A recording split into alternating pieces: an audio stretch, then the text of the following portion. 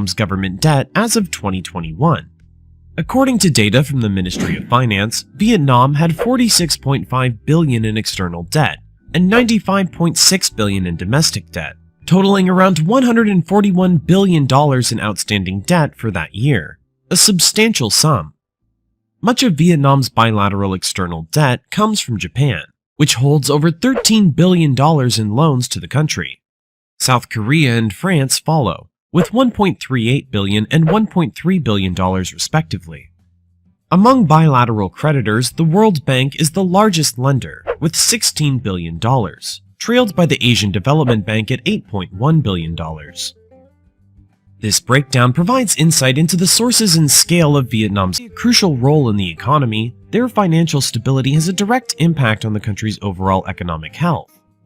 A high level of SOE debt could potentially put a strain on the financial system, increasing the risk of default and lead to economic instability. One key instance is the Vinicien case. Vinicien, or the Vietnam Shipping Industrial Group, was a state-owned enterprise that experienced several financial difficulties and almost collapsed due to mismanagement and corruption. In 2010, the company defaulted on a $600 million international loan. This led to big loss of employment to the Vietnamese economy, a loss in taxation revenues, a further loss in the operation of state-owned enterprises, and more importantly, a downgrade in credit rating. Moody's Investor Service downgraded Vietnam's credit rating from B1 to Ba3 due to terrible issues related to the economy, but also citing Vinicien as part of the downgrade. A credit rating downgrade can have significant implications for a country. It can lead to higher borrowing costs, reduced access to international capital markets, and a decline in investor confidence.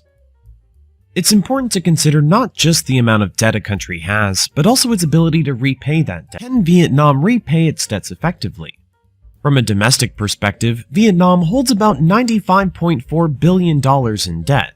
Domestic loans are generally easier to manage than external loans, as they reduce currency risks and enhance fiscal sovereignty, among other benefits.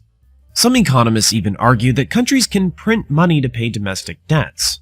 Although this approach has its risks, repaying domestic loans is usually more manageable, because governments can use tax revenues, raise funds from other sources, or print money. When it comes to external debt, the situation becomes more complex, as it involves currency risks, higher borrowing costs, and vulnerability to external shocks. To repay external debts, countries can use their foreign reserves. At the time of writing, Vietnam's foreign reserves stand at about $83 billion, nearly double its external debt. This suggests that Vietnam is managing its foreign borrowings effectively. In addition to using foreign reserves, the Vietnamese government can finance its external debt through various means, including export earnings, debt refinancing, and possibly debt restructuring.